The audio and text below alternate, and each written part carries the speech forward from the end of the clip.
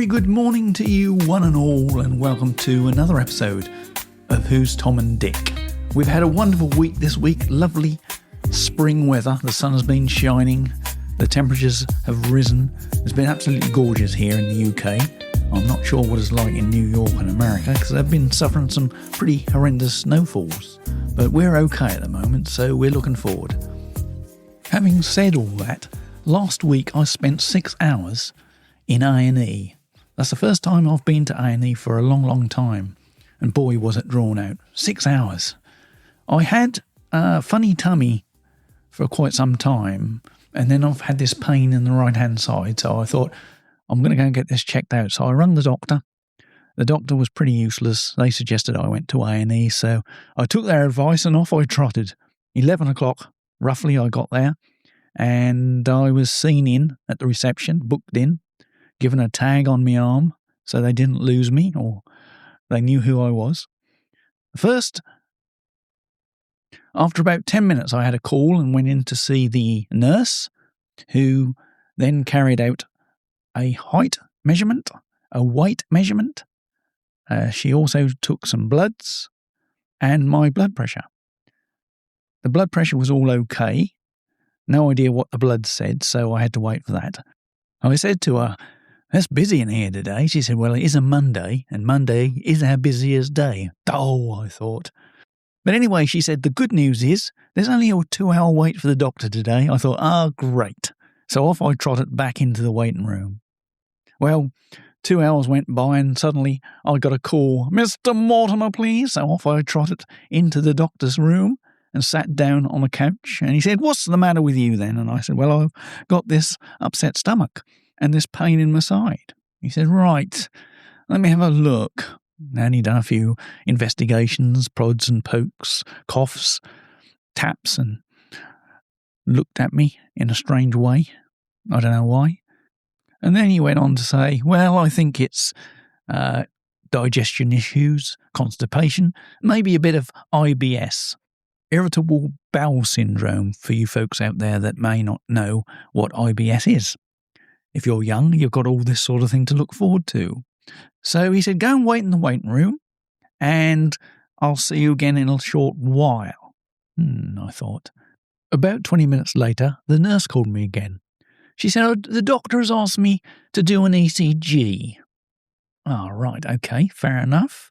So off with the shirt and on with the magnetic stickers, about 9 of them in different parts of my body, chest, ribs, hips, ankles, and then the connection of all the wires. So I sat there for about a minute while she did an ECG, and that was finished. Off with the wires, but she left all the magnetic strips on for me to rip off myself. Thanks very much for that. And off into the waiting room. About a half an hour later, maybe longer, I don't know, this has been going on for a while now, I was called again by the doctor. So once again, off I trotted into the doctor's room, sat on the couch, and he said, "Your potassium level is awfully high. It's measuring 5.8, and we start to get worried when it gets to 6. Do you eat a lot of potassium?" I said, "Well, I have a bit of fruit, and I have the odd banana here and there, but not that I'm aware of." He said, "We need to keep an eye on that, because that can be dangerous once it gets to 6 or more." So, with that, he said, "You're free to go, but we need to get you in for another blood test. So I shall write to your doctor, and I shall send him a letter saying that we need to get your potassium to see if there's any change." So, as far as the NHS is concerned, a reading of 5.8 is considered moderately high. Now, from my 16 years of heart disease, I've never had potassium levels mentioned to me before, so this come as a little bit of a surprise. So, of course, once I got home, I started to investigate.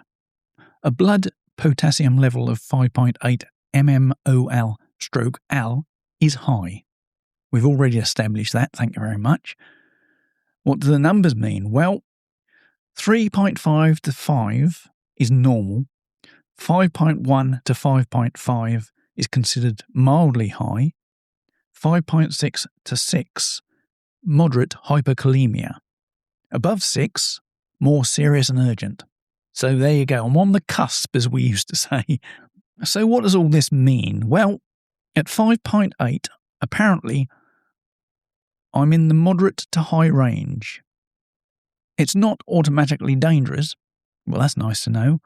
But it does need medical review, especially if you have symptoms or underlying conditions, i.e. heart disease. Now, potassium affects your heart rhythm and the muscle function.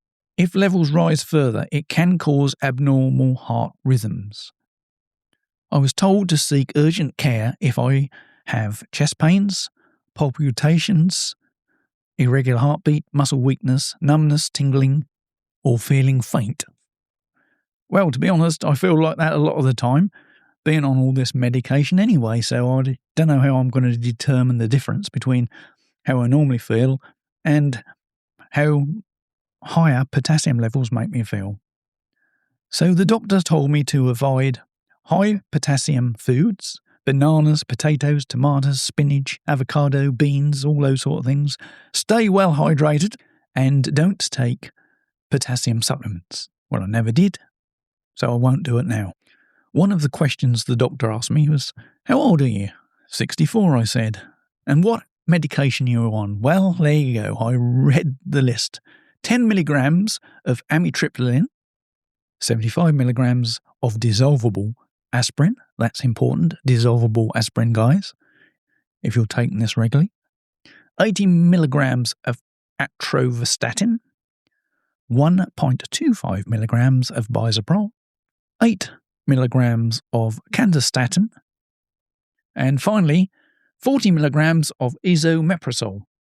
So the conclusion of that was that at 64 with no known kidney diagnosis, a potassium level of 5.8 is still considered moderate hyperkalemia and needs prompt review, but is not automatically an emergency if you feel well, which is good news. The doctor did mention that the key one here is the candistatin. Apparently, the candistatin is considered to be a ARB, angiotensin receptor blocker, and is known to raise potassium levels, especially in people over 60, if slightly dehydrated, if kidney function dips even mildly, if combined with other blood pressure meds. Even without diagnosed kidney disease, ARBs can push potassium levels up. So I'm hoping in a way, of course, that the increased potassium levels are due to my tablets. However, I've been taking these tablets for such a long time now, I'm wondering why suddenly the potassium levels have started to rise. So that's something that has to be explored. Another marker that was taken during my blood test was the kidney function, which is measured in EGFR. No idea what that stands for. Not going to look it up or try and find out. But take my word for it. It's EGFR. Now, me being me, I had a quick look, and apparently my EGFR is 1.73 square meters per 66 ml per minute. God knows what that means. I would like that clarified, but it just means the standard surface area used in calculations, apparently. It's not your kidney size by 1.73 meters squared. Thank goodness not. So the next big question is, what does an EGFR of 66 mean? Normal, 90 plus. Mild reduction, 60 to 89. That's me. So I've got a mild reduction in my kidney function. A moderate reduction if you're 30 to 59, apparently. So therefore I find myself in the mildly reduced range, which was where I'd expect to find myself at the age of 60 to 89. So that was good anyway. So to sum up on the results, the The potassium level at 5.8 is moderately high. The eGFR at 66 is mildly reduced kidney function. At age 64, normal age-related decline possible. On ARBs, known cause to raise potassium. So, with everything considered, to be expected perhaps, I don't know. So to sum up, on leaving A&E, the advice I was giving was 1. Avoid high potassium foods temporarily. 2. Stay hydrated. 3. Don't use salt substitutes. Many contain potassium apparently. And 4. Do not stop medication without the GP's advice. All sensible stuff, I think. So looking back on my bloods, and bear in mind I've had heart disease for 16 years, I have a regular blood test so I can look back. So in November 24, my potassium level was 4.5. In October 25, which is a year later, my potassium level was 4.6. Then in the January of this year, my potassium level raised to 5.1. And last week, my potassium level was measured at 5.8.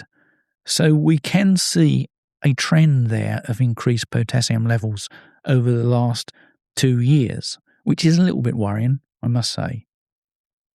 So this clearly shows this is unlikely to be a random lab error on my blood test results, because potassium level has steadily been increasing. I'm also on the candistatin, and my eGFR is 66, which indicates a mildly reduced kidney filtration. The combination of me being 64, a mild kidney decline, ARB medication, and possibly diet changes or dehydration probably pushes the potassium levels up somewhat. So moving on, when it becomes more serious, i.e. a potassium level of 6+, you have a higher cardiac risk. So therefore, with my heart disease, it's quite important this is brought under control sooner rather than later. 6.5+ needs urgent treatment, so not there yet. Now, the doctor made it clear that by dietary changes, it's not going to make a major difference to the numbers. It could drop the points by 1, 2, or maybe even 3, bringing it down to 5.5, something like that. Now, we have changed my diet a little bit. Wendy doesn't need many excuses to change my diet. So you can't directly calculate how much dietary potassium would move blood potassium levels from 5.1 to 5.8, because blood potassium is tightly regulated. Only 2% of the total body potassium is in the bloodstream. Kidneys normally excrete excess very efficiently. In a person with normal kidney function, eating a high potassium meal will rarely move blood potassium more than 0.1 to 0.3 temporarily. So there's something else going on, which we've got to get to the bottom of. Obviously, it's not all diet related, but diet can help. So the $64 million question is, what's up, Doc? Well, a rise from 5.1 to 5.8 is unlikely to be diet alone. We've established that, I think. More commonly, it's due to reduced kidney excretion, medication effect, dehydration, Wendy will like that one, and a combination of all three. So there you go. We've narrowed it down. The big one really is reduced kidney excretion. There's not a lot we can do about that one, so let's hope it's not that. Let's hope the medication can be adjusted to help bring those levels down. And I hope I haven't got to adjust my diet, because it's bad enough trying to run a diet with heart disease, let alone potassium levels as well. Now, I've got some interesting statistics. We know that potassium is measured in mmol, but I'm not going to add that to these numbers each time. I'm just going to give you the numbers. So the average adult stores about 3,500 to 4,000 mmol, which I'm going to leave out from now on, of potassium in total body tissue. Now, my recent rise of 0.7 reflects a shift in regulation, not just intake. Often indicates reduced clearance rather than excess consumption. Now, you would need a very large acute load, for example, kidney failure or potassium supplements, to cause that rise purely from your diet alone.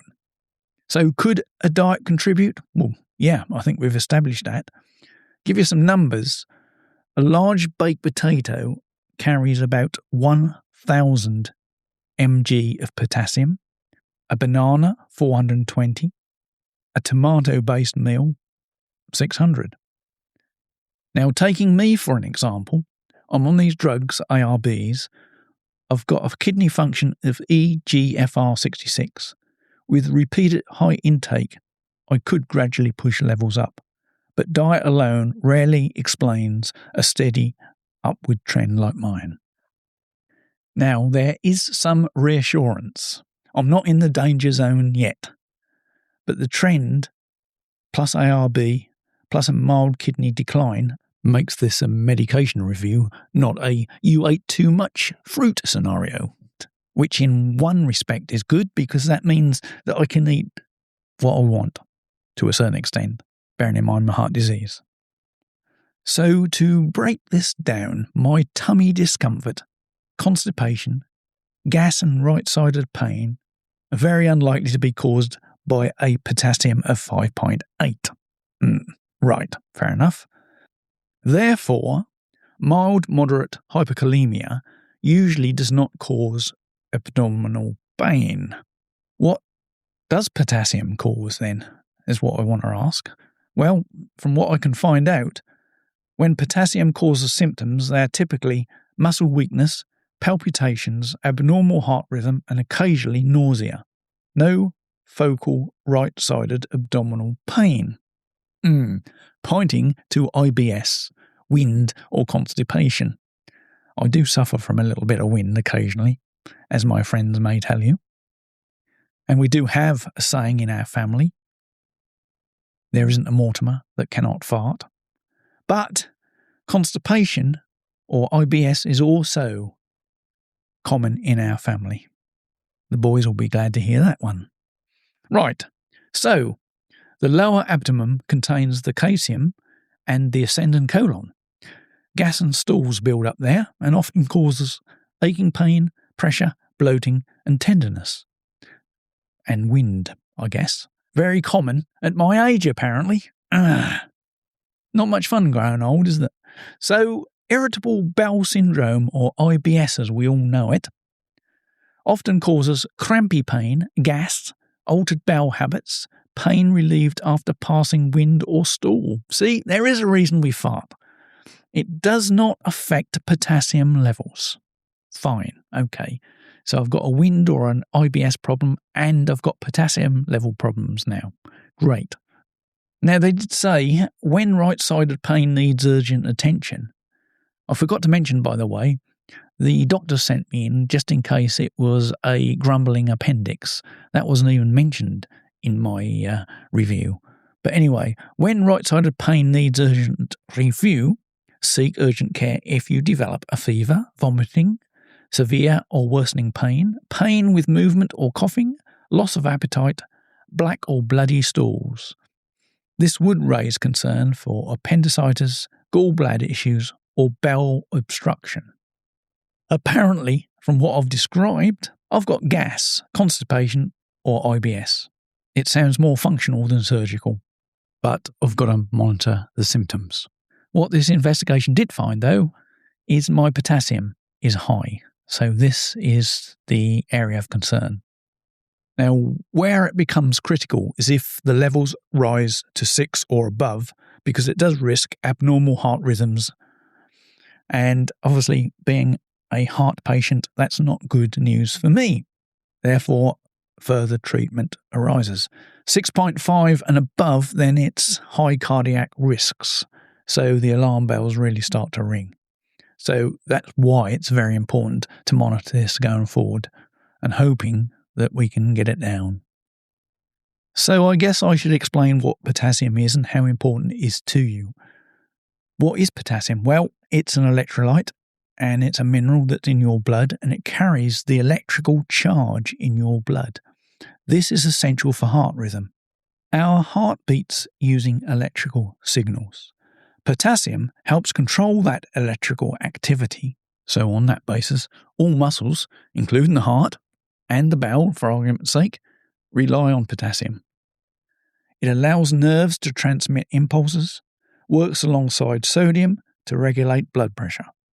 So as you can see, it's very, very important for anyone with heart disease and very, very important for anybody. But most importantly, the body keeps potassium in a very tight range because any small changes can affect the rhythm of the heart. Another interesting fact, only about 2% of the total body potassium is in the bloodstream. The rest is inside cells. Even a small shift from cell to blood can change the blood level quickly. That's why the kidneys are the main control system in your body. One thing that is apparent from all of this, and very important, is hydration. Open brackets, Wendy will be glad I've recognised this, close brackets, because adequate fluid intake helps kidneys clear potassium from your bloodstream. So therefore, I know I don't drink enough water. You should drink something like 2 litres a day, but I'm probably lucky if I drink half a litre. So it is my intention to increase my water intake, and I'm going to increase it quite a bit this week before my blood test to see if that has any effect. But hydration. It's a bit like location for when you're searching for a house. But hydration is so important. Summing up now for heart patients especially. So we know the heart runs on potassium. Every heartbeat depends on a potassium gradient across the heart cells. When potassium shifts even slightly, it alters the heart's electrical stability. So that's why doctors monitor it closely, especially with heart patients like myself. Or for that matter, anyone on medication, or have had a stroke, or got high blood pressure. It's still just as important to have that monitored. So in my case, a change from 4.5 to 5.8 may look small, but electrically it reduces the difference between resting and firing voltage in the heart cells. So it makes abnormal rhythms more likely if levels continue rising. The heart is particularly sensitive above 6. So I'm getting to the critical stage where something has to be done one way or another. Now, doctors also focus on low potassium levels as well as high potassium levels because this can also be dangerous. It can increase the risk of arterial fibrillation, and it can also worsen the effects and outcomes after a heart attack. Now, cardiologists aim for a sweet spot of between 4 and 4.8 in heart patients. Now, I didn't know this, and I don't know why I should, but with the increase of potassium levels, when you have an ECG, it can alter the trace, which I find quite interesting. Hence, that's why I had an ECG immediately after my blood test in A&E last week. For instance, 5.5 to 6.5, you get tall peaked T waves. 6.5 to 7.5, widened QRS. Now, with a reading of 7.5 and above, this can cause dangerous rhythmic stability. Now, ironically for me, some of the drugs that protect the heart that I take can raise potassium levels. ARBs, we've discussed those, like candistatin, they don't do any good for keeping potassium levels low. ACE inhibitors, they reduce heart fire progression and stroke risk, but they do require monitoring. So it's an interesting subject that I really didn't know anything about, and I've learned a little bit over the last week or so. Potassium is one of the body's most tightly controlled minerals because it plays a central role in how the heart beats. It helps generate the electrical signals that allow each heartbeat to start and finish in a coordinated way. Even small changes in blood potassium can alter this electrical balance, which is why doctors monitor it closely within people with high blood pressure, heart disease, or those taking certain cardiac medications, i.e. me. Now, For heart health, potassium works best with a fairly narrow sweet spot. Levels that are too low can increase the risk of abnormal rhythms, such as arterial fibrillation, while levels that are too high can also disturb the heart's electrical system. Most cardiologists are comfortable when potassium levels sit somewhere around the mid to normal range, not too low, not too high, because that's where the heart is electrically most stable. The kidneys are the main regulator of potassium. As we get older, kidney function naturally declines slightly, and medication commonly used to protect the heart, such as angiostatins, receptor blockers like candostatin, etc., can reduce potassium exertion. These drugs are very beneficial for blood pressure, stroke prevention, and heart protection, but they require periodic blood monitoring to keep potassium levels in balance. Overall, potassium is not good or bad. It's about balance. In people with healthy kidneys, higher dietary potassium is often linked with lower blood pressure and reduced stroke risk. But when kidney function is reduced or certain medications are used, levels can creep upwards and need adjustment. The key is regular monitoring, sensible dietary moderation rather than extremes, and medication review when trends begin to rise, i.e., like me again. God dear, oh dear. I like to test the elements, don't I? So there you go. Don't forget dehydration. Stay hydrated as well, because that helps get rid of the potassium if you've got large levels. So that's quite an interesting subject that I've covered there today, something I knew nothing about. And I will let you know what the outcome is ultimately. So I've got a blood test arranged for next Thursday. That should tell us quite a bit, and we'll go on from there. Moving forward with the IBS, constipation, wind, whatever it might be, well, I'll just have to keep experimenting and see how that goes. The pain in the side is now gone, but I've still got a bit of a dally belly, as we call it, or an upset stomach. So I'll just have to play with that one, I'm afraid, and press on with the potassium levels and get those under control. Some sad news. This is the last episode in Series 3. I've decided now to take a break from podcasting. We've been doing it for nearly 3 years continuous without missing an episode or a week. And I've decided to take a break because it's not the same without my old mate Martin. We do miss the old joke of the week from Martin, with the old tumbleweed slowly blowing across the desert floor as Martin sweetly tells us one of his jokes. Well, I've got a list of his future jokes in front of me, so I thought I'd tell one today in recognition of his humour. Breaking news. A man has died after falling in a vat of coffee at the Nestlé factory. The good news is he didn't suffer. It was instant. It's not the same laughing on my own, but I hope you enjoyed that one. Thank you very much, everyone, for being part of Who's Tom and Dick and giving us your support throughout the last few years. We really appreciate it. And it has been a blast. As I say, I'm not quite sure where I go from here. I've got a lot of guests who want to appear on Who's Tom and Dick, and I don't want to let those down. But at the moment, I'm just going to take a break, breathe in, relax, and take stock of the situation. And who knows, maybe there will be a Who's Tom and Dick Series 4. But for now, I'd like to say thank you very much again. Stay safe, look after yourselves, and have a great weekend. P.S. I'll let you know how I get on with my future blood tests, etc. And please drop us a note or a message or something to let me know what your thoughts are about Who's Tom and Dick and what I should do. Thanks again, everybody. Have a great weekend. See you soon. Bye. Bye. Bye for now.